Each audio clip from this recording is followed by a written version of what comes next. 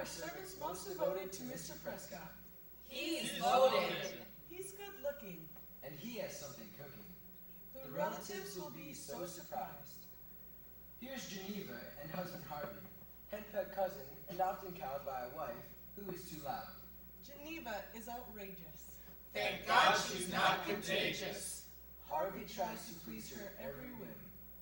This is David, Fenton's nephew, well-known lawyer in these parts, famous for breaking female hearts. He'll help Fenton Prescott carry off his devious plot to fool his greedy relatives. David's colleague, by the name of Ben, another lawyer and a very good friend, work together on this cunning plan. Ben is very smart and has an important part.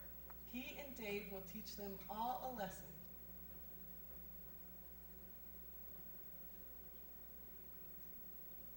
Meet Hortense, Fenton's aunt, quite eccentric and not arrogant. She loves her fake cat Beauregard. A comical disaster. She thinks she's Lady Astor. She loves her nephew Fenton quite a lot. This is Nigel, minister and friend. He'll help tie up all loose ends. He has his eye on Hortense and her cat. Sybil Ashley, Fenton's niece. She's spoiled rotten beyond belief. And so is snobbish sister Carla. They're birds of a feather. And always together. They really like the luxuries of life. Here's Judy, Fenton's secretary. She loves David and wants to marry, but David has broken her tender heart. Judy wants to take command, but David wants the upper hand. It will be a battle of the sexes. The group's not ordinary, but still not legendary. And now you know the players' names. Pay close attention to their games. No, the butler didn't do it. The butler didn't do it. The butler didn't do it. Fenton, darling, you do know how to throw a party. It's such a shame it can't last all night. And also, why did all of your wealthy and famous guests have to leave so early? I wouldn't exactly say they left early, Geneva. Perhaps it's time we all thought about getting to bed. I'm sure you want to be alert for the scavenger hunt tomorrow, right? You bet she does, Fenton. You know how Geneva loves prizes, especially if it's money. Yes, Harvey, I believe I do. Fenton, I'm going to retire now. And thank you so much for the ticket to the circus. I wanted to see those huge cats for such a long time. No, boy, you can't come, you little putty cat. But I will take you out before bedtime. And maybe you can catch a juicy mouse before midnight. Yes, love, that sounds like a good idea. I've arranged for the chauffeur to pick you up promptly at 1 tomorrow. Good night, Hortense. We'll see you at brunch. Good night, Fenton. And good night, everyone. Good night. A lovely party, my friend. Thank you for inviting me. So glad that you could come, Nigel. Why don't you stay the night? I have something I'd like to discuss with you, but that can wait till tomorrow. Annie, she'll show you to your room. Thank you so much. It was very kind of you. Good night, everyone. Good night.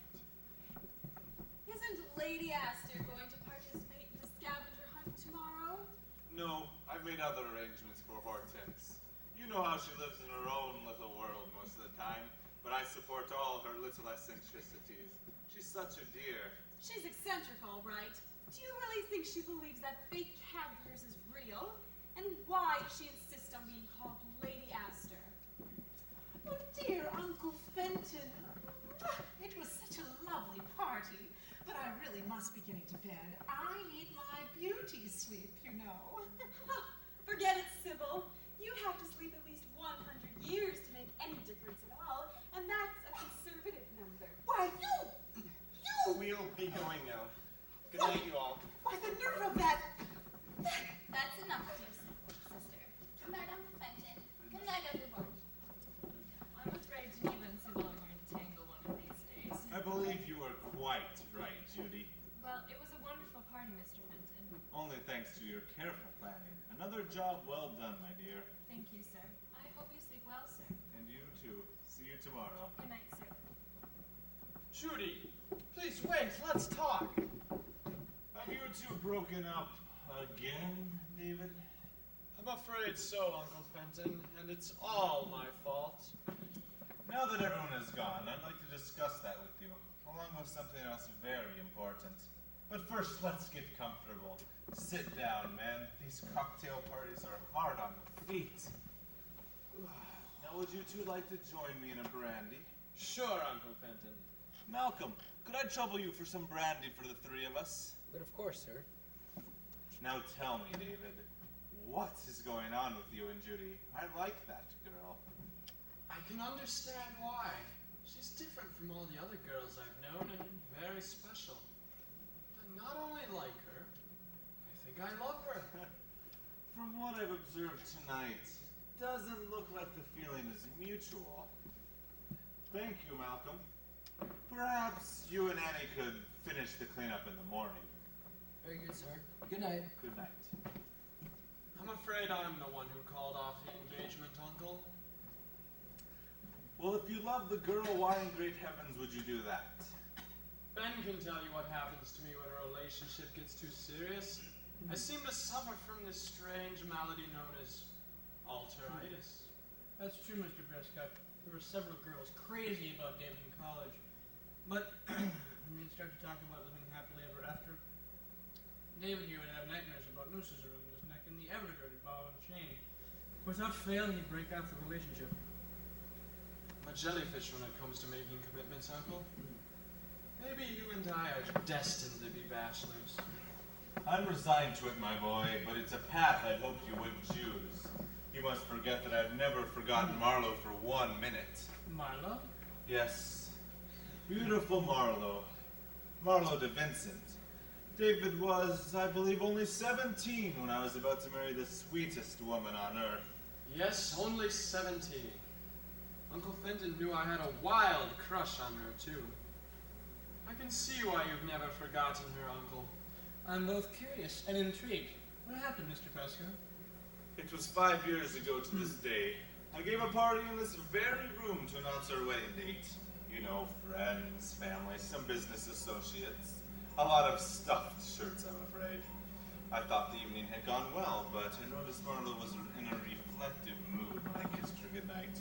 I dismissed it as preoccupation with the many plans we had to make. The next morning, she was gone. She just vanished. Where have you gone? Why did you go away? I'm not myself, and I'll never be the same again, never again. Where did you go? You left me in a state of ill repair, and my heart is breaking again and again, never to mend. If I could find you, I know I could change your mind. If I could see you, I would say you are my life. We belong together,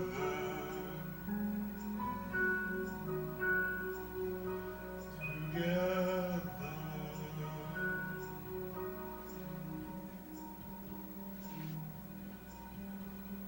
Where have you gone? Why did you go away? I'm not myself, and I'll never be the same again, never again. Where did you go? You left me in a state of ill repair, and my heart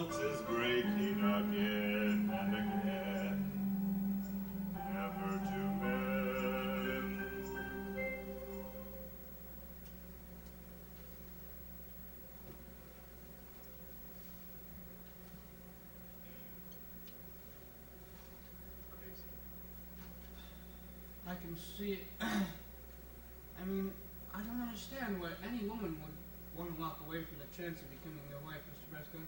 Thank you, Ben. You see, Hortense confided in me later that she'd overheard some of the women and men making cutting remarks within earshot of Marlowe as to why they thought she was marrying me. I'm sure that's why she quietly slipped away. There's no way Marlowe would have anyone refer to her as a gold digger. That description would be more fitting to some of my caring relatives. I know just the ones you're referring to, Uncle. You know how long I looked for her, David. I hired a private detective, but he could find no trace of her. Then shortly after she disappeared, Sybil and Carla's mother passed away, and I took over as their guardian. That kept me pretty busy, I can tell you. And 5 years ago, Hortense was not quite so eccentric. She moved in and often acted as hostess. Then when David's parents died in an automobile accident, I took over as his guardian also. Something else to keep me busy. Well, at least you weren't bored. Yes, but no matter how busy I was, it didn't keep me from missing Marlowe. I guess I've never given up hope that I'll find her again one day. Now you see, Ben, why I pray that David and Judy will find the love that I've lost. What do you say, David? I'll try, Uncle. I'll talk to Judy. That is, if she'll listen to me. Good. I really do love that girl. Now, are you two ready to join me in becoming secretive, underhanded, and devious? That is a most uncharacteristic remark, Mr. Prescott. Let's toast to creating a little cloak and dagger atmosphere around here.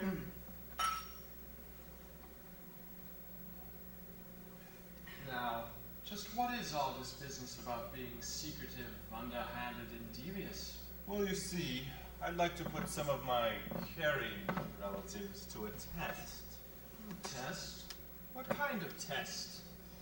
Some of my family have enjoyed a few free train rides, provided by me, without giving anything back to others. I think it's high time they were taught a lesson. What kind of a lesson would that be? I want you two lads to give me a hand in faking my death. Now, wait a minute, Uncle. Have you been smoking something strange in that pipe of yours? Not a chance. But I do want to try a bit of curare that I brought back from my last safari trip to the Congo. Hey, curare. Yes, I've heard about that stuff. The natives use it in their blowguns for hunting wildlife. That's correct, Ben. But administered in small doses, curare can put a man into a death-like coma for about 24 hours without any ill effects. You don't mean what I think you mean, do you? And why would you want to do something like that? Look, David, I've worked long and hard to amass my fortune. Don't get me wrong, I'm not complaining. I needed to get through the loneliness. But I'm getting older, you see, and before I really do kick the bucket, I'd like to put my spoiled, selfish, and vain relatives on the right track. Now let's have a little fun with them. What do you say? I say it's not only insane, it's downright dangerous. Rot. I love the element of danger. I think everyone should practice dying. Can't you picture Geneva's reaction to my untimely demise? She's so outrageously transparent and says and does the darndest things. She even had a $1,000 bill tattooed to her behind. But she doesn't know that I know about it.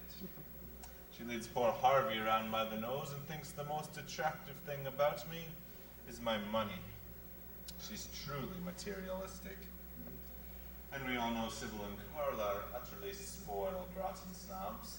I'm especially curious to see how those two will react to my fake death when the will is read, and they believe the bulk of my estate has been left to the Humane Society in Beauregard's name. Good grief! You can't mean Aunt Hortense's fake cat. That's exactly who I mean, David. Good grief, have you figured out how to pull off this little charade of yours? This is the way we'll do it, lads. We'll have that big potted plant in there. Ben, you hide behind it. When you hear the caring relatives bad-mouthing me, write it down. Aha, the plot thickens. That's why I've arranged for the scavenger hunt tomorrow. While everyone's busy with the game, it should give us enough time to tie up any loose ends. And how do you know you won't overdose, Uncle? I talked to a doctor while I was in the Congo. He gave me the exact dosage for a man of my weight. A doctor? Say, it wasn't one of them witch doctors, was it? Of course not, my boy. I don't like the idea one bit. If you're hell-bent on doing it, I'm with you all the way, Uncle. You can count on me too. Good show. I've already prepared a phony will. David, please check it out and see if it sounds proper. Some of my family need to make some attitudinal adjustments, and I am their self-appointed teacher. Also, be sure that everyone present at the party tonight will be here when the will is read, with the exception of Hortense. I don't want Hortense hurt by any of this. That's why I've arranged for her to attend the circus tomorrow, and then spend the rest of the weekend in the city with a friend. I see. And how about Judy? Would you like her in on our little deception? Oh, yes. I'll talk to her tomorrow. She'll be able to help you lads, I'm sure. And David, perhaps if the two of you are working together, you might be able to get back together? I promise to do my best, Uncle. Now, just what in the heck are we going to do with your so-called dead body? My latest trophies from the Congo arrived in a huge crate, which is now in the cellar. It should make a smashing coffin. I'll wear my safari outfit. Then I'll take a small dose of curare and I'll be off to Dreamland for a short while. Just be sure that you keep the crate lid open, for I'll still need air. I'm not quite ready to go to that great hunting ground in the sky. You keep a secret we can't tell anyone. Not anyone? There's gonna be a funeral, it could be lots of fun. Lots of fun? My family needs a lesson, they only think of money. My pink death may just show them it could be rather funny, you see. Don't you see? It seems rather dangerous, very, very dangerous to me. And to me. We will lay our traps and listen to their every word. Every word? It will bring them out and they will feel so upset. So upset? They'll have to agree to our later plans, though they'll probably think that I'm a madman, you see. Don't you see? It seems rather dangerous, very, very dangerous to me. And to me. There is gonna be some devious plotting. There is gonna be some dangerous plotting. The relatives will blow their cover as covert spies will soon uncover. Very, very greedy relatives. Very, very greedy relatives. As I see it, Mr. Prescott, we've really got to pay attention to timing on this. You are quite right, Ben. My family will have a day to mourn before I come back and scare the hell out of them. It should be interesting to see who sheds the most tears. Crocodile tears, that is. Maybe we'll find some real scavengers in our hunt tomorrow, Uncle. My sentiments exactly, my boy. Let's meet around 10 in the greenhouse. That should give us enough time to finalize arrangements. I'm so wound up I don't think I'll sleep a wink tonight. But then I'll have 24 hours to make up for it, won't I? There you go. There is gonna be some devious plotting. There is gonna be some dangerous plotting. I wonder how David suspected that I consulted with a witch doctor. I hated to lie to the boy, but he wouldn't have understood that witch doctors are the only doctors that truly understand how to use curare. And I have complete faith in my witch doctor.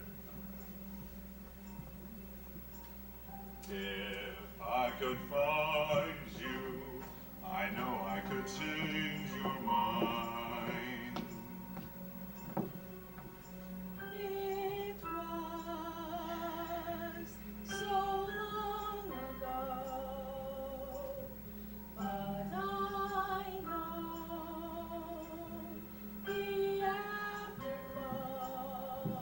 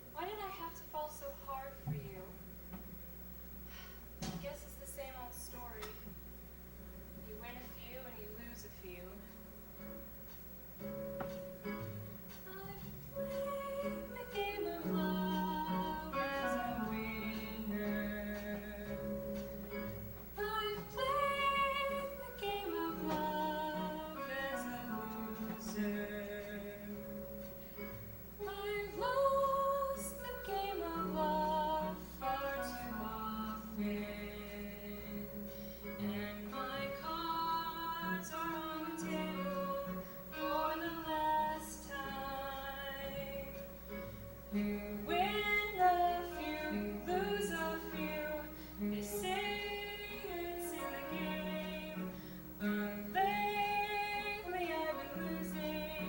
Though it is not my choosing, and who is to blame? Let's give her a name.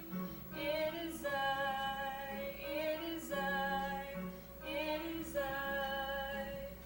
I love too deep, and it's agony I breathe. I should put a shield around my heart, around my heart.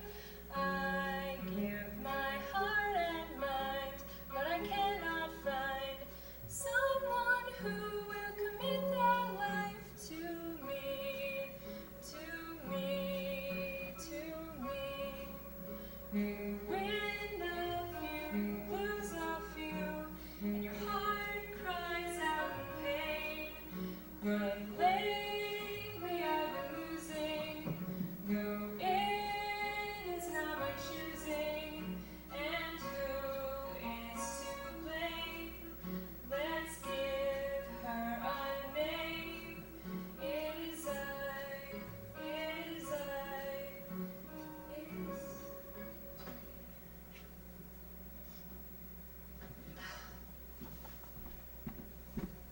There, Miss Judy. May I be of some help? Oh, only if you know how to mend a broken heart, Annie. If anybody's heart should be broken, it ought to be Mr. David Jewett's. Men, they wouldn't know something of value even if you hit them over the head with it. I swear, you could give them a diamond stick pin and they'd pick their teeth with it. You're a ray of sunshine, Annie. But does everyone know that David broke off our engagement? I suspect so, Miss Judy. I don't want to quit my job with Mr. Fenton, but I can't cope with seeing David on a daily basis. What do I do, Annie? I say, put him on ice, miss. Once he realizes what a prize he's lost, he'll thaw out fast. Mark my words. Men, those rising men, they were needing no men, something's good for them. Knock, you have to knock on your head, to let them know you're dead, and to get them to bed. Ice, you gotta put them on ice, before you get through the rice, those rascal men. Games, that's when we play games, men have to be tamed, before you get them to bed. Well, come to think of it, Annie, why should we even want a man? There have been some worse than a rascal, you know. Some have been downright diabolical. Dr. Jekyll and Mr. Hyde. And don't forget Count Dracula. Those women died. And the Stein, and Frankenstein, I bet those rascals shot the girls of mine. I know that Faye, little Faye knew. She knew she was wrong when she dated King Kong. Grand, wouldn't it be grand if we smart girls had the upper hand? Now, wait a minute, girls. There's another side to this, you know. Many gorgeous women who bat their eyes are really scheming females in lovely disguise. These charming fillies of powder and perfume can occupy for hours the only bathroom. These lovable gals with their winning ways can trap us too often and then we're slaves. And when we object and try to retreat, they'll do anything but accept defeat.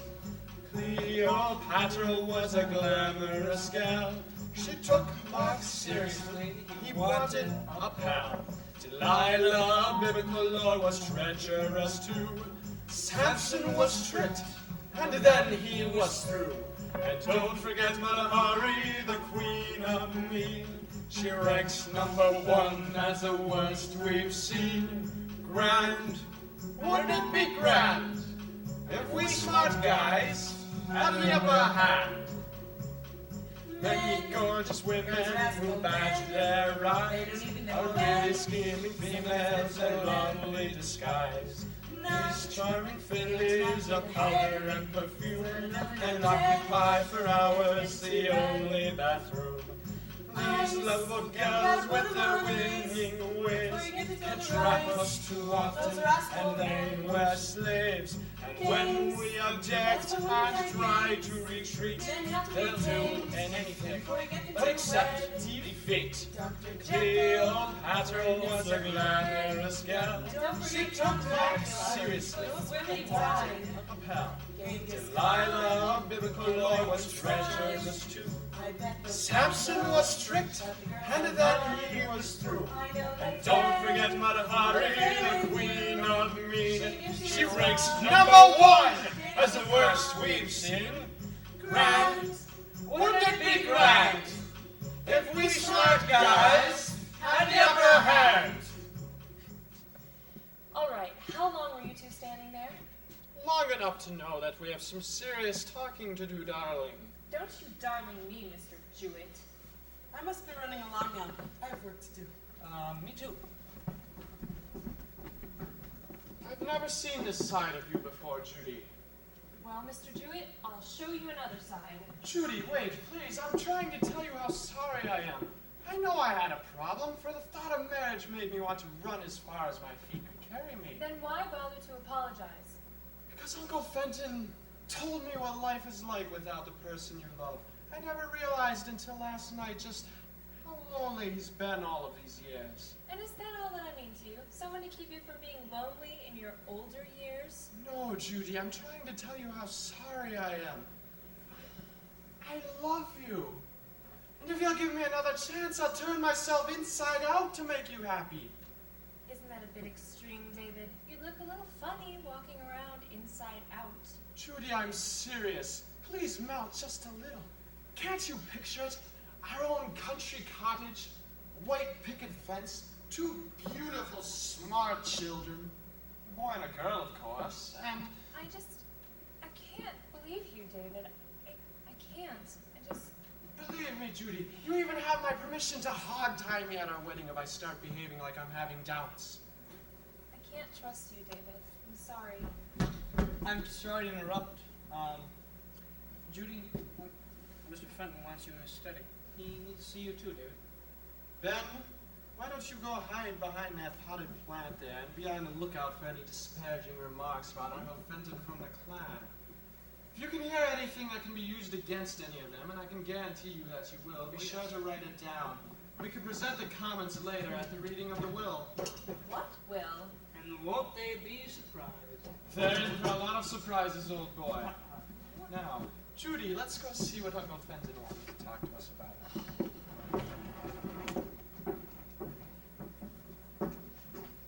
Fenton said he'd hand out the list for the scavenger hunts about this time. Harvey, why don't you be a dear and fix me a drink? Cut out the baby talk, Geneva. Forget about a drink. You talk even worse when you've had a brandy. Oh, Harvey, can't you see how depressed I get around here? Fenton should do something to liven up this place. It's like the home of the Neanderthal man, I tell you. And I wouldn't be surprised if someday Fenton bores himself to death. Geneva, he is not boring. Well, I don't know what you have against...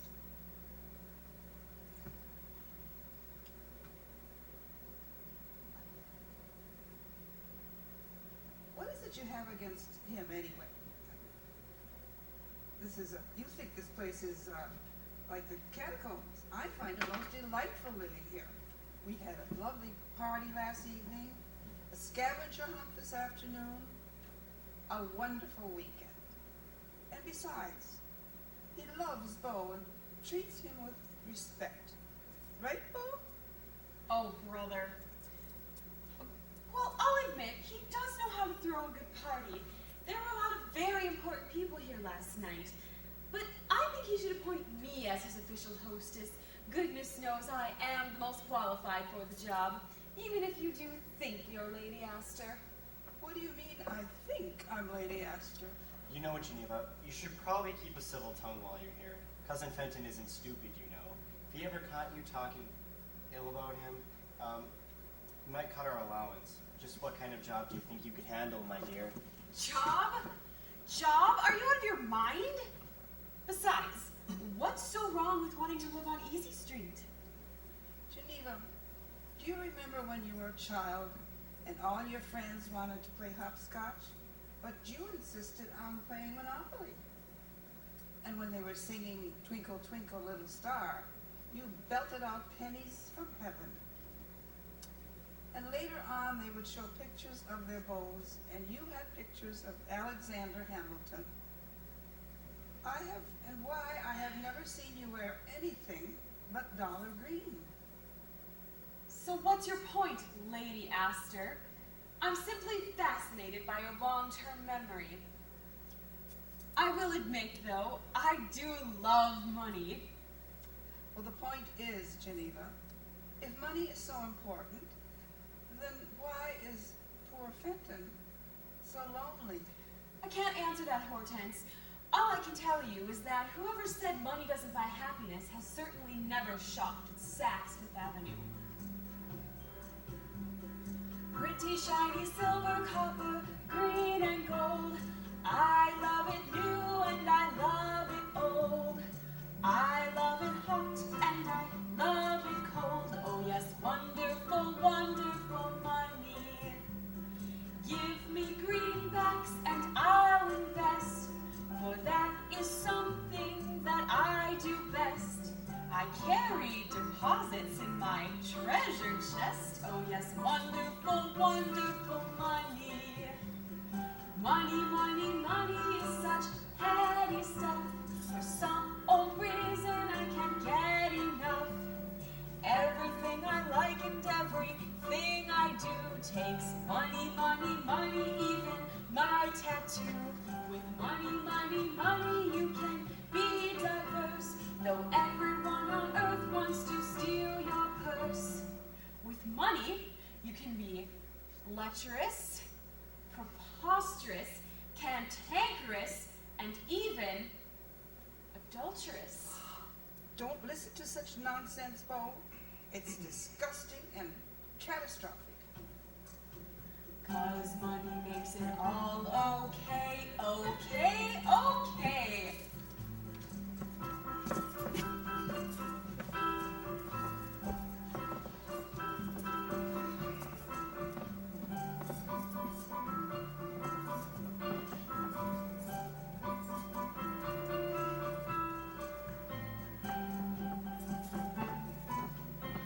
Ole! Hey, what's going on in here? We can hear you all the way down the hall. Oh, pay no attention. It's just Geneva performing another pagan ritual to the god of the greenbacks. Oh, Harvey, I hear that you sometimes like the feel of money.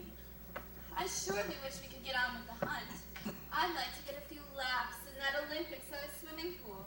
Good for you, Carla, but don't expect me to join you. I just had my hair styled by Mr. Kenneth, and I'm not about to get it wet.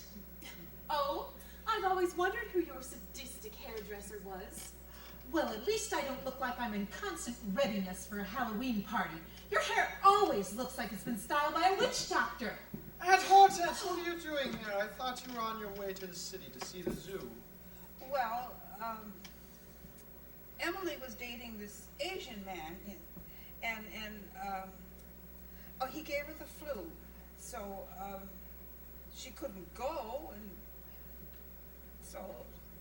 It's okay, dear. You just surprised me. We'll call Annie and have her bring you a nice cup of hot tea to your bedroom, sweet. But I feel fine. She's the one who's ill. I don't want to go to my room. No, I don't want to go to my room. I wonder what that was all about. Looks like David wants Lady Astor in her room for some reason. Lady Astor, indeed. I think someone should make a nameplate for Hortense and pin it on her dress upside down. Her circus must be on overload. Shame on you, Geneva. Sorry to keep you waiting, but at the last moment I thought how great this hunt would be if we made it a team effort. Judy has been helping me adjust the lists. It's too bad you're not going along, Fenton. You're certainly dressed for some kind of hunt. I have the list you requested for the items the group will need to find. Thank you, Judy. Now listen up, everyone. Everything on your list can be found in this immediate area. However, I do have some items that may prove to be a challenge, but most will be quite easy. You probably won't be able to find everything on your list because of the time limit, but everyone has the same handicap, of course. Now, any questions? Will we be searching for the same items, Fenton dear? Yes. Each team will have identical listings.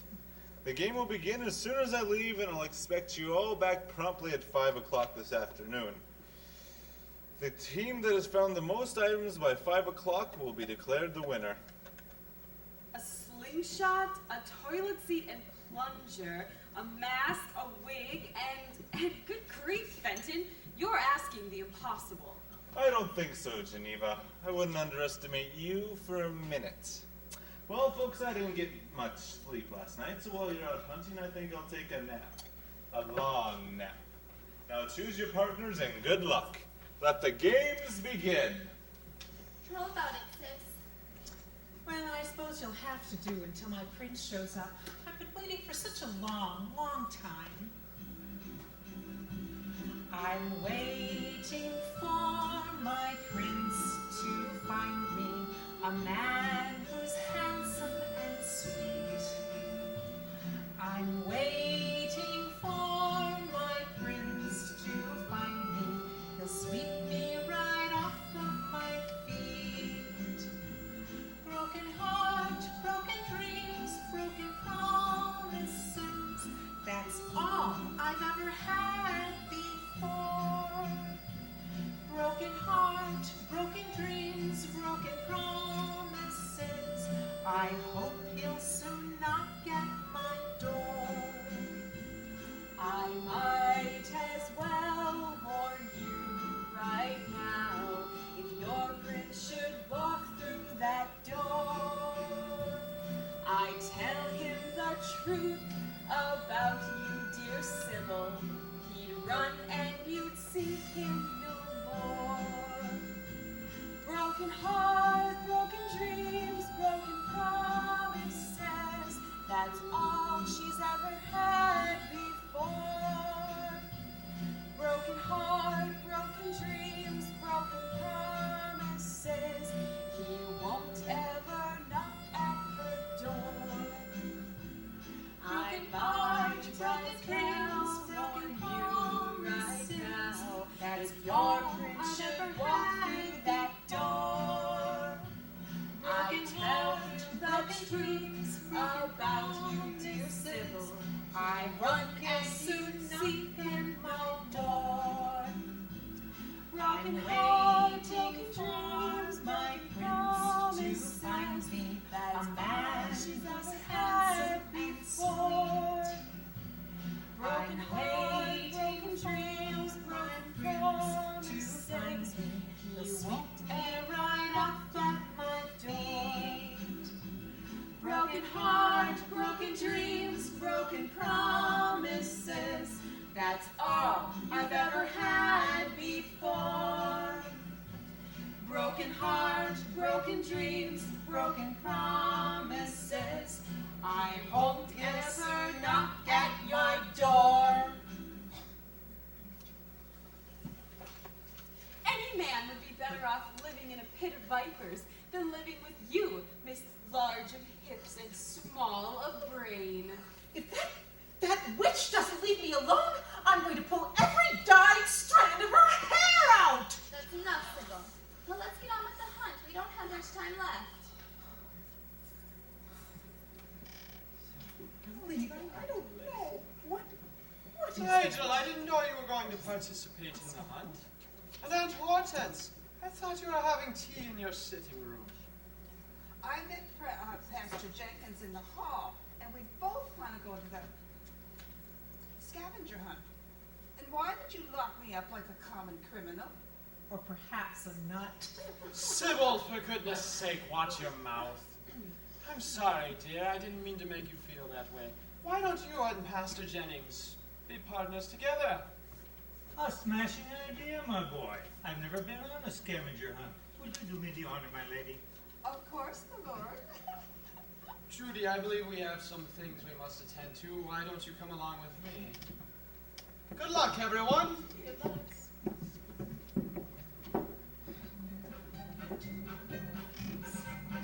Where in the world will we find this?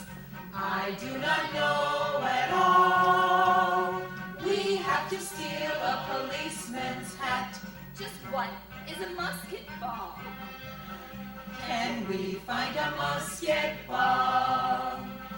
A mask and a plunger, a toilet seat no less, a crazy hat and a long blonde wig, an old stuffed goat and an old stuffed pig, an old stuffed pig.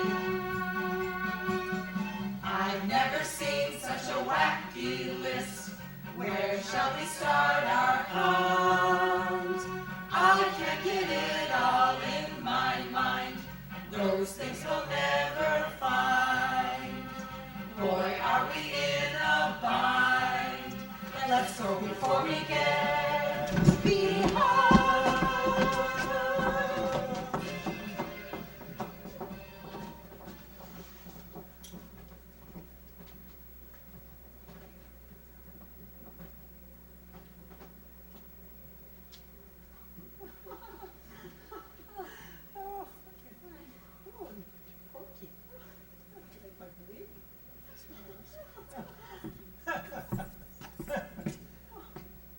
I guess we'll see whether my sermons have penetrated Captain Johnston's heart after I return his stolen cap tomorrow. That's pretty crafty of me to steal it from the Half-Dragon Miller's Cafe, don't you think? Yes. Oh, is that you, Geneva? I think you should wear that mask permanently. It's a great improvement. Oh, yeah? Well, I suppose you think that wig will win you a prince, huh? Well, forget it. It only makes you look like the little hussy you really are. You're just jealous because I'm so beautiful and you're an old bag. What did you say? That's enough, Geneva. Carlo, you'll have to search for the cat litter yourself.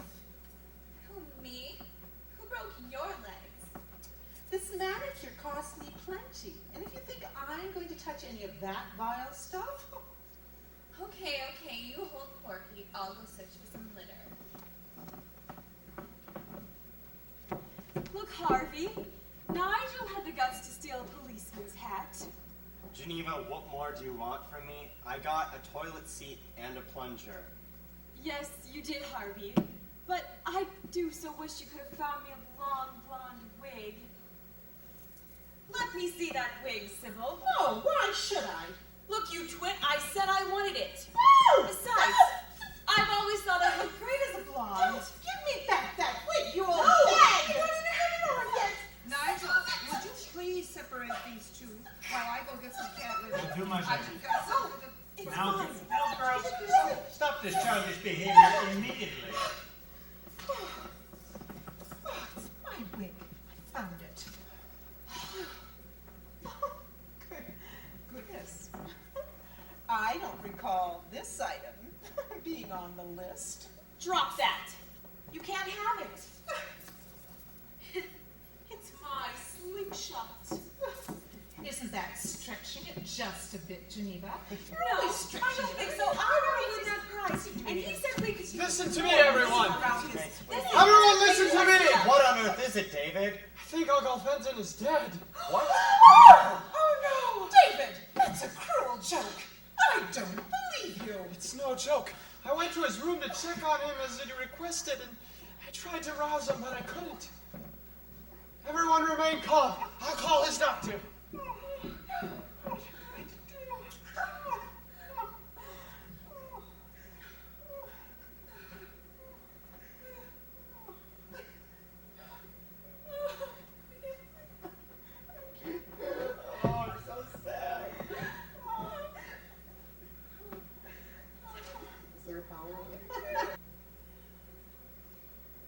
think they bought that story about Fenton's heart attack?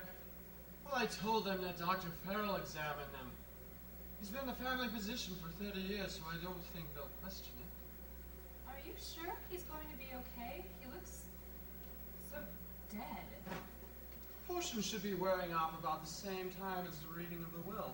In the meanwhile, I have a lot of time for private visitation. It was just lucky Aunt Hortense was out of the room when I made the announcement about Uncle Fenton's death. Catching her on the stairs and returning her to her room was lucky but difficult. And I know Uncle Fenton wouldn't want her upset in any way. I'm afraid if we tell her of our little deception, she just won't understand, and she'll let the cat out of the bag. Well, I'll go upstairs and try to keep her company. Thanks, Julie. And perhaps Reverend Jennings can go to Hortense's room later. They seem sweet on each other. He doesn't seem to mind, which is a good daddy. A good idea, Ben. I know Uncle Fenton would be terribly disappointed if he knew the Reverend Jennings was grieving over his death. Too bad he popped in unexpectedly, but I guess it couldn't be helped. Now, let's call the greedy, grief-stricken group in. It'll be interesting to see how long they'll grieve when I announce that Uncle Fenton has left the bulk of his estate to the American Humane Society. Then go hide behind your plant over there. Be able to listen to any disparaging remarks.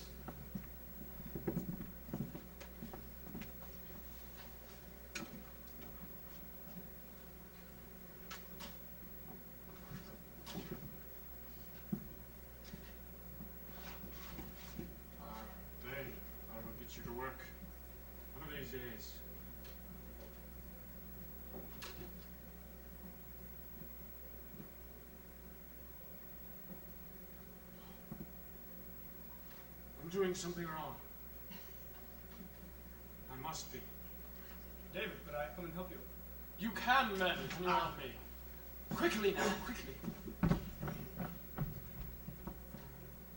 It's maybe if we turn the crank a little bit. No.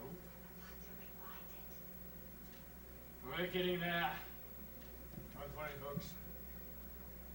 Oh, there you go. That looks promising, doesn't it?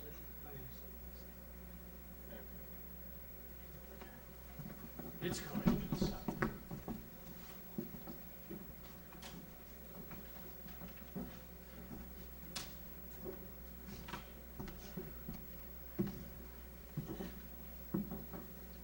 Oh, he still has his jungle gym outfit on. Really, David, was that the best that you could do? And what kind of a casket is this? He often told me that he wanted to be buried in a simple wooden crate. As rich as he was, Uncle Fenton was a simple man at heart. I've got to sit down. Dead people give me the creeps. Why did he have to go and die? We were all having so much fun. And now we'll never know who won the prize. Really, Sybil, I can't believe you said that. This just hasn't sunk in yet. I guess I never thought what life would be like without Uncle Fenton. Well, why did he have to be so stuffy? He probably bored himself to death. If you remember, I predicted just that. Along with being utterly boring, Fenton had atrocious taste in clothes. His unstylish clothing looked like Salvation Army rejects. Oh, if only he would have let me pick out his wardrobe, he might have made the 10 best dressed men in America list. He would have looked smashing in green. Poor dear Fenton. He obviously did not know how to use his money. Every time I'd ask if I could vacation in some wonderful exotic place like Bermuda, he'd say, "Be patient, dear. Let's wait until you're older." Well, I don't have to wait any longer now. You don't think he can hear me, do you? Probably not. But what makes you so sure that Uncle Fenton has provided for all of us? Dear Uncle Fenton would never leave us destitute. Never. Destitute? Why, wherever did you learn such a long word, Sybil? The same place you learned your good manners, Geneva darling. When will the two of you learn that there's a time and a place for everything? You know you shouldn't speak ill of the dead, I'm just glad Fenton can't hear you two right now. And David, what's going on here anyway? Why hasn't the mortician been called? Harvey, this is the way Uncle Fenton wanted it. His instructions were simple. No big funeral. He also wanted a will read this afternoon while his body was still present. But I'll make the necessary arrangements with the mortuary later today. Excuse me, sir, but Mr. Vincent is here, and she requests to see Mr. Prescott. I wasn't quite sure what to tell her. Marlowe! My goodness, she's back! Everyone let me handle this. We can't let her see Uncle Fenton like this. The shock might be too much for her. Harvey, help me drape this over the crate. Then I can break the news to her gently.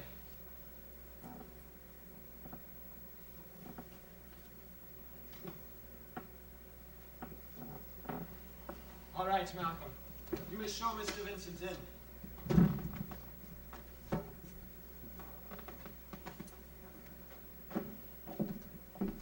Hello, Marlowe. Remember me? I'm David, Fenton's nephew. Hello, David. What a handsome young man you've become. And you are as beautiful as you were the last time I saw you. You've no idea what a surprise this is. Geneva, Harvey, Sybil, Carla. It has been a long time, hasn't it? Am I interrupting something? Where is your uncle, David? Where is Fenton? Please sit down, Marlowe. If only your arrival had been a day sooner. What do you mean? What's wrong, David? I'm sorry to be the one to tell you this, but Uncle Fenton has just passed away. Oh, no! No! It can't be true. It can't. I'm too late. Too late. I was such a fool. Please, everyone, I believe Marlowe needs some time to adjust. Would all of you be so kind as to give us a few minutes to ourselves? Yes, of course.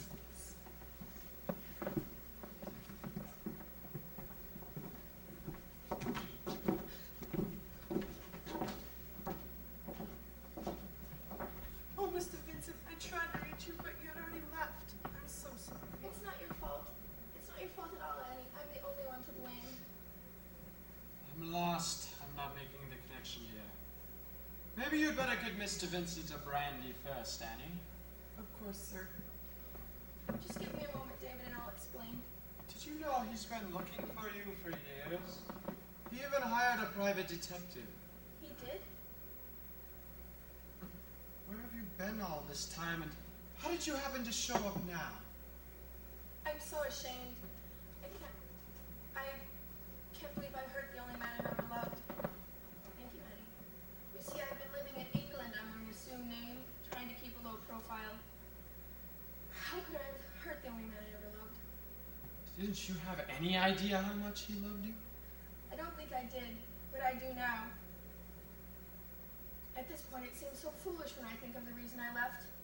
I was hurt when so many of his friends and relatives thought I was only after his money. I cursed the day I left. Well, I guess it's time for true confessions, right, Annie? You see, Annie and I go back a long time. She helped me through all of my dark days and nights. I couldn't have asked for a better friend. It was Annie's idea to leave England and seek employment with Fenton. Thank God he accepted her references and took her on. You mean the two of you? That's right, David. Annie would call me each week on her day off. I could hardly wait for the phone to ring. I'd say, "What's going on at the mansion, Annie?" Well, I'll be. But I find it difficult to believe that you left someone you loved so much because of other people's attitudes. I was younger than David and very foolish. I wanted to gain fame and fortune and return to Fenton in my own right, and I proved to him and his relatives that I was not an opportunist. I wrote novels under a pen name, and I've done quite well. But it took longer than I expected, and I was afraid that he'd move on and find someone else. So I got the idea of coming over and working for Mr. Fenton so I could see if there was anyone else. I was also to look for evidence that he still loved Mr. Vincent. The first thing I saw was a picture on the mantel. I didn't have the nerve to make the first move until Annie insisted that he still loved me and there was no one else in his life. But now he's gone, and it's too late, except for the memories. Memories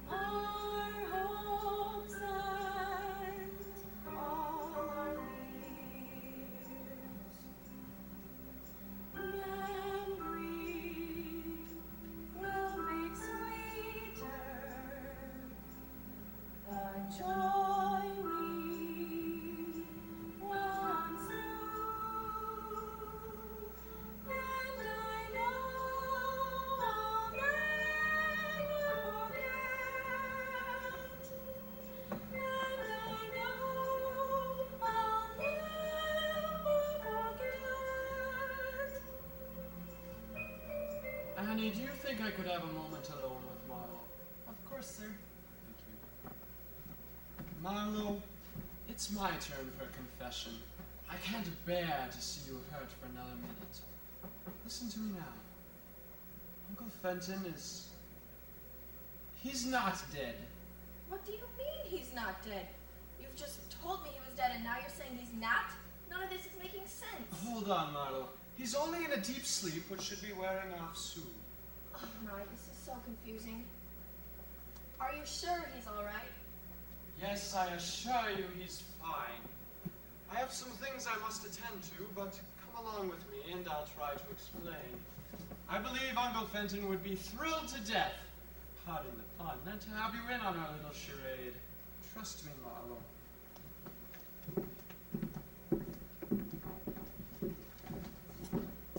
Wow, what a crazy development. Fenton's true love, Marlowe de Vincent. Who would have ever believed? Hey, wait for me! Wait for me!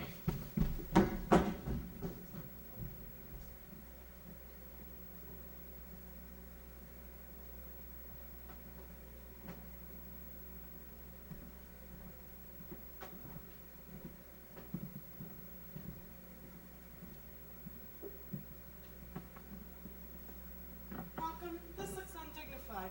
Let's put it where it belongs.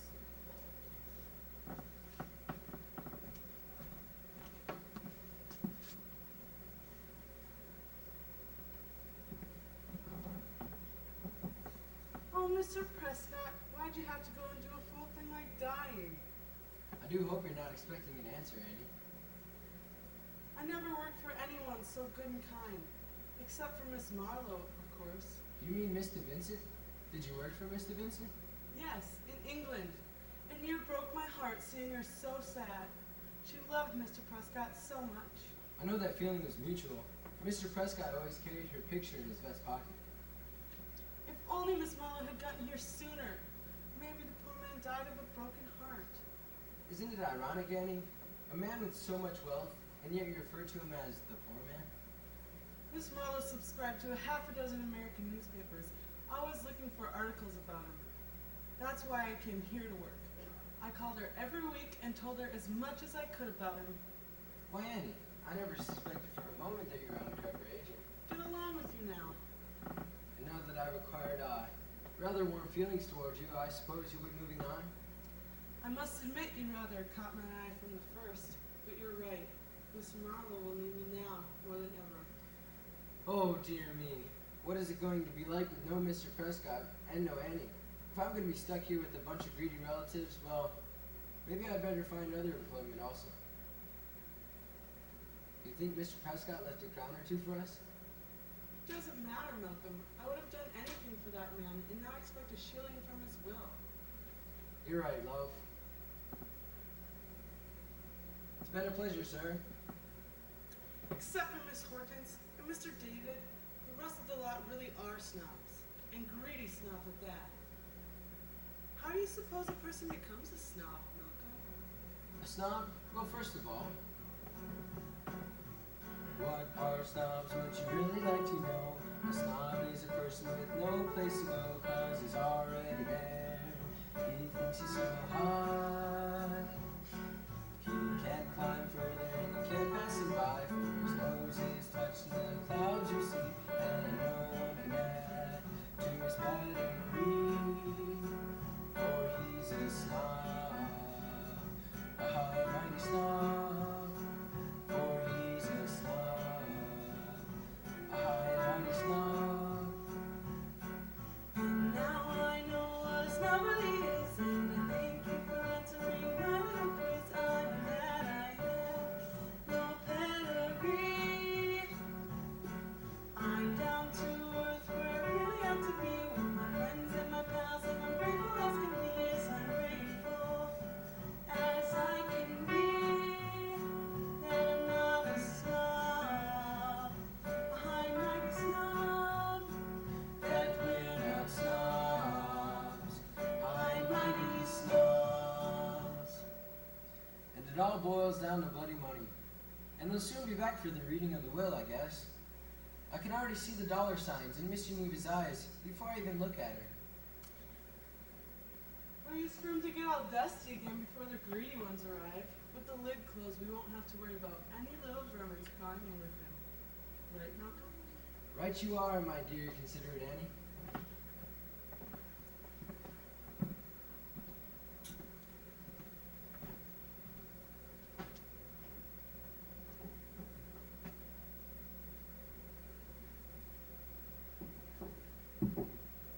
I'm afraid if Marlowe doesn't settle down, she's going to explode.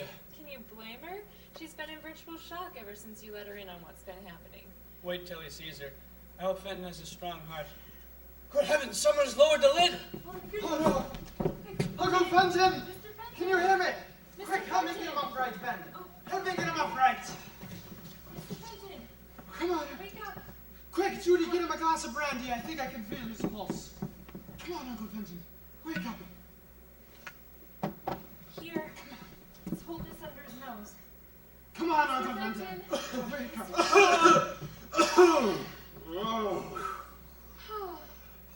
Someone closed the crate lid on you. We thought you might have suffocated. You've had a bit of sleep, Uncle. Oh, I feel like I've been hit by a Mack truck. Every bone in my body is screaming. Oh, is it okay for me to get out of this contraption? Just a little while longer. I'm about ready to read your last will and testament, and Judy and Ben are on standby with smelling salts.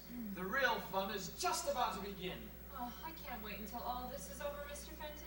You and me both, my dear. It seemed like such a smashing idea, but now I'm not so sure. Only a little longer. The real fun hasn't begun yet. Are any of them suspicious? I don't think so. But we've all had an unexpected shock since you've been in Dreamland. What kind of shock? You'll know soon enough. Have another sip of brandy. Well, if it's bad news and the old ticker can't take it, just plant me this old crate, David. Don't worry, Mr. Fenton. A surprise would be better than discovering the fountain of youth. All right then, children. Just be sure no one closes the lid again.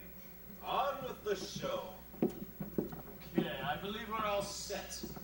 I should be waiting out in the hall where I told them to wait. Shall I tell them to come in? Only if you feel like leading the sheep to slaughter. I don't think of them as sheep. At least some would be more like vultures.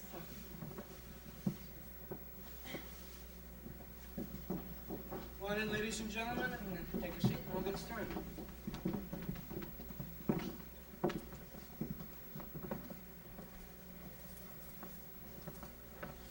I don't think you should read the will without Hortense.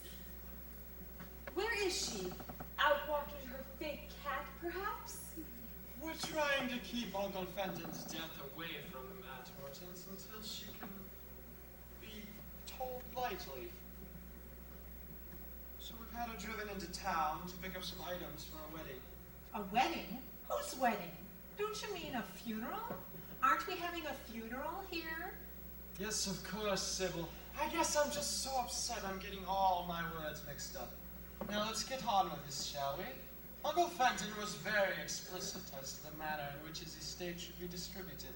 However, there are stipulations. What do you mean, stipulations? Geneva, please be patient. Ben and I have looked the will over, and it's all very legal and above board. To Annie and Malcolm, who have shown me great loyalty and devotion, I leave $10,000 apiece. Well, I never. Never keep your mouth shut. What was that? Probably just a dead log sitting on the No, I'm sure it came from that awful crate. Now, Sybil, just relax so we can get on with this. Okay, but this room gives me the creeps. I don't like to be around dead people. Ah, yes, to my niece Sybil. I leave $500,000 upon completion of 2 years foreign missionary service for the church of her choosing. You have got to be kidding! Uncle Fenton was not kidding, Sybil. Let me finish, please. Oh. The same applies to my niece Carla, and only if both of you promise to do your charitable work in the Belgian Congo will you receive your share of my money. After working with others much less fortunate than yourselves, I would hope that the two of you will be motivated to continue to do charitable work here when you return. It is out of the question. I can't go to Africa. There are no country clubs. I don't know how to do charity work. This is just wonderful. I never realized what a marvelous sense of humor dear Fenton possessed. Maybe you'll find your prince in the Congo, Sybil. No, I won't do it, I tell you. I'm sure you'll change your mind, dear. I would do almost anything for $500,000. I'm so happy to hear you say that, Geneva. Would you like to hear how Uncle Fenton has remembered you? But of course, David. I always knew that I was his favorite. To my cousin Harvey Prescott and his wife Geneva, after careful consideration, I've concluded that my bequest to these two wonderful, high-spirited people should be something monumental. I have made arrangements to have a mission constructed on a section of prime property in the inner city. Not only will it bear your names, but its management will be totally in your capable hands. If, at the end of 2 years, you have successfully fed and housed the destitute, you will receive a considerable raise in the allowance you have been receiving from me, and a new home will be built for you to your own specifications. That is unthinkable. I know nothing about the poor and destitute. It doesn't sound so bad, Geneva. I mean, I've always wanted to run my own business. But Harvey, those people are winos and such, and they don't even bathe, and goodness, they might have lice. I'm not going to Africa until I get to watch Geneva catering a soup kitchen.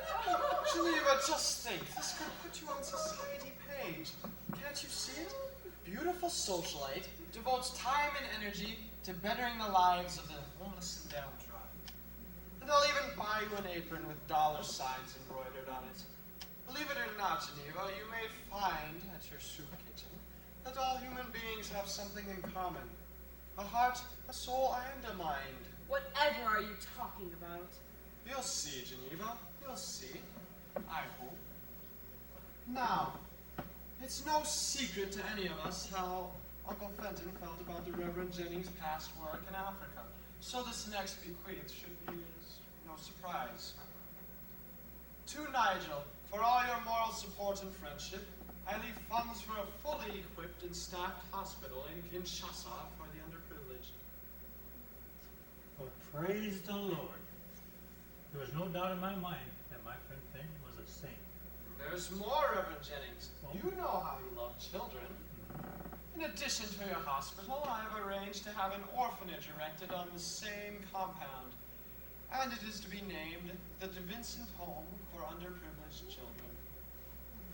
Now, Judy, it's your turn. To Judy Hathaway, what a breath of fresh air you have been. A check for $100,000 will be at your immediate disposal, though my wish would be that you stay on and offer your secretarial talents to my nephew David. However, the money is not contingent upon your decision. Oh, I am too speechless. Please get on with the reading, David. There's still lots of money not designated yet. Right you are, Geneva, and I've purposely saved that Hortense for the last. And though she isn't here, and there's a very good reason for that, I'll continue to read. To Hortense, my dear aunt and steadfast companion, I know your needs are simple, but I must show my appreciation to you for putting up with a lonely old man for all these years. First, you may stay at the mansion as long as you live, with all of your needs met in every way. But because I know how unselfish you are and how you love animals, especially cats, I've left the bulk of my estate to the American Humane Society in the name of Beauregard and Hortense. Or, Lady Astor, if you so prefer. I can't believe it! I just can't believe it! Fenton was as dotty as Hortense and we never knew it! I think we should have his brain removed and examined. Uncle Fenton would leave all that money to the Humane Society and make me work as a missionary? Well, I could even start that brain operation myself if I had a knife. For once, I agree with you, Geneva. Oh, since he likes cats so much, I'd like to scratch his eyes out. What's all those rockets about? I thought I treated you all very well. He's alive. He's alive. Yes, he's alive, heard every word we've said. Did we say Harvey? Plenty, Geneva. You said plenty. Fenton, it's me. It's me, Marlowe. I've got to still be asleep. I have to be dreaming. It's no dream, Uncle Fenton. This is a surprise I was telling you about. I'll prove to you that you're not asleep, Fenton. My precious Marlowe, you've come back to me. I'm the happiest man alive. Thank God I am alive. Please help me out of this great team that has so much to explain. Yes, Fenton. This deception, this trick of yours was in very bad taste. Yes, I have to agree, my dear. However, if the last few minutes of your unladylike outbursts haven't been in bad taste enough, I'd like for Ben to read some notes he's been surreptitiously taking behind that big palm. What notes? He probably bored himself to death every time I think that would be you, Sybil. Right, Sybil? Besides being utterly boring, Fenton had atrocious taste in clothes. And I'm quite sure those kind words were spoken by you. Right, Geneva? That's enough, Ben. I don't want anything else to mar this wonderful reunion with the only woman I've ever loved. What asses we've been, Fenton. Yes, Harvey, I have to agree. However, the charade was perpetrated to teach those a lesson who needed it. My fake will stands, with the exception of the part about the Humane Society getting the bulk of my estate. One doesn't have to be dead to give away money, you know. Wonderful, Fenton. I've always wanted to run my own business, but I'm sure my dear wife here doesn't. I swear, Harvey, you can read my mind. That's not such a great undertaking, my dear. I'm so relieved that you are all right, my friend. Are you really serious about that hospital in the Belgian Congo? You bet I am, Nigel. Uncle Fenton, you and Nigel are not, you and Marlowe are not the only lovebirds here today. I'm pleased to announce that Judy has forgiven my foolish behavior, and we're making plans to tie the knot. Wonderful! I couldn't be happier for both of either of you. That works Both for of you. Welcome to our harebrained family, my dear. Speaking of... Long, my dear, very long. What have you got there? Oh, these are some items that David wanted me to get for the funeral, the wedding. Whatever is this for? Oh, that item's for me, in case I need to tie up David in order to tie knots. If everyone is willing to stay just one day longer, we'll get married tomorrow. Let's all bury the hatchet and become a family again. I need the practice of organizing weddings because if this one goes well, you're all invited to another one soon. You and I have a lot of lost time to make up for, so let's not waste a minute of it. Every moment of the day, I feel your love for me, and no matter what I say, or where I have been to be, you are always in my heart. And though our minds may be apart,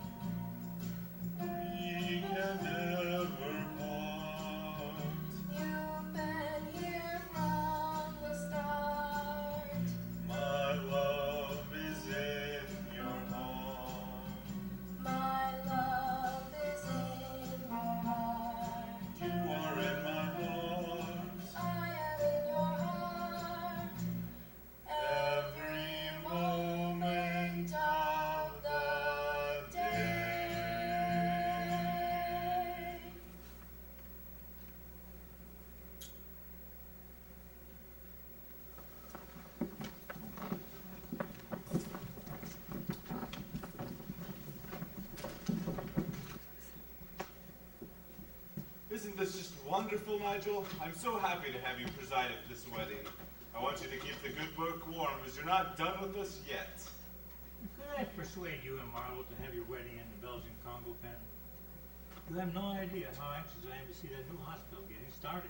I say I rather like that idea. What do you say, Marlowe? I love that idea. What do you say, Judy? Does it look like David's going to hang around for the ceremony? Well, I don't think he has much of a choice, Mr. Fenton, but I'll ask you to help him keep in mind. No more Mr. Please. How about Uncle Fenton? Okay, Uncle Fenton. But if he should ever stray, I'll expect you to keep him in tow like the great Frank Buck. Besides, you still have your Jungle Jim outfit. You can count on it. Well, Nigel, I think we've made David suffer long enough. Will everyone take their places? Where's the bridegroom? We'll go get him.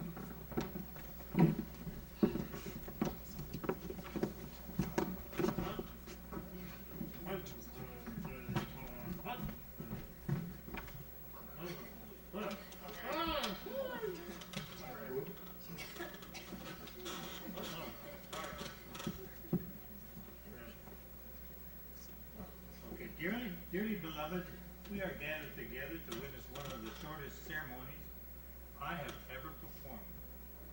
This is at the request of Judy Hathaway, who informs me that she is taking no unnecessary chances. Do you, Judy, take this hog-tied man to be your lawful wedded husband? You know I do. Do you, David, take this sweet, wonderful, understanding woman to be your lawful wedded wife?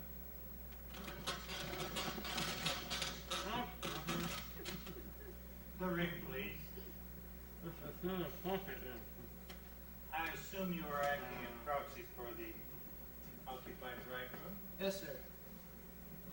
Now, with the power vested in me, I pronounce you man and wife. Really, folks, I would have done it without restraints. I just wanted to be in keeping with this harebrained family. Fenton, I declare, there is something strange about conducting a wedding where the knot has to be untied.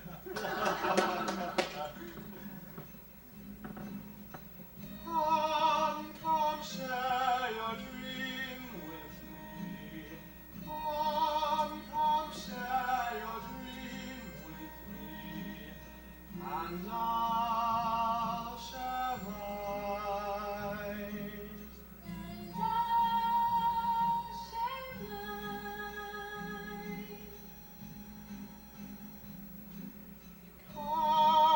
Come, share your love with me. Come, share your love with me. And I'll share mine. And I'll share mine.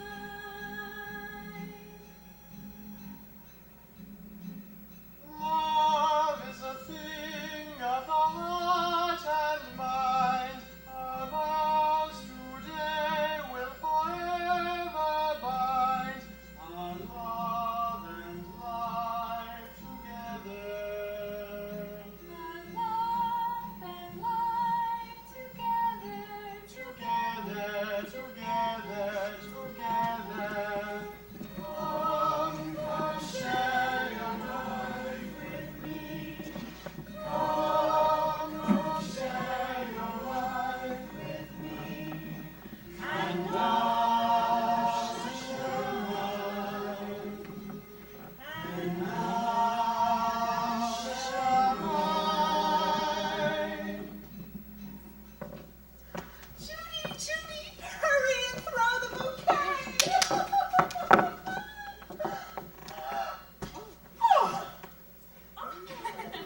My, oh my. Well, don't just stand there, everyone. Let the party begin. As I've always said, Fenton, darling, you do know how to throw a party. And now you know who these characters are. They weren't ordinary, yet not legendary. And one more note about this documentary. Fenton carried out his plan. Now has them in his hand. Now he needs a clergyman. And didn't I tell you the butler didn't do it? And you really did Mr. Fenton in when I closed the lid to that coffin down, didn't I? I'm so glad I didn't. I so love happy endings, don't you? And We do too.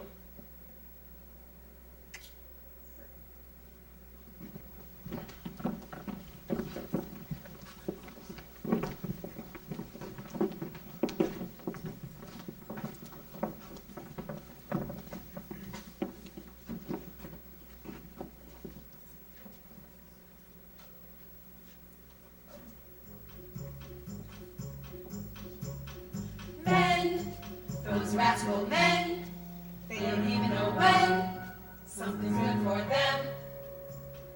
Knock, you gotta knock them in the head, so that they know you're not dead, and get them to wed. Many gorgeous women who bat their eyes are really scheming females in lovely disguise. These charming fillies of powder and perfume can occupy for hours the only bathroom. Many gorgeous women are really scheming females in lovely disguise. These charming fillies of power and perfume can occupy for hours the only bathroom. These lovely gals with remaining ways can drive us too often and then we're slaves. When we object and try to retreat, we'll find anything but accept defeat. Grand, Wouldn't it be grand if we smart guys had the upper hand?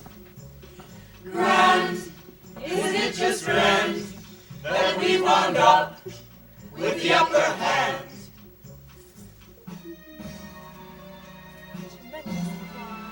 Of course, you are so applause.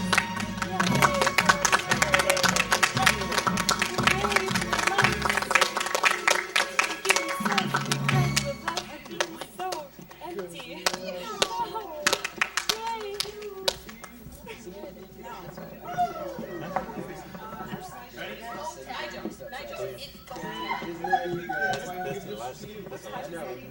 It is. Oh, not quite about 13 hours.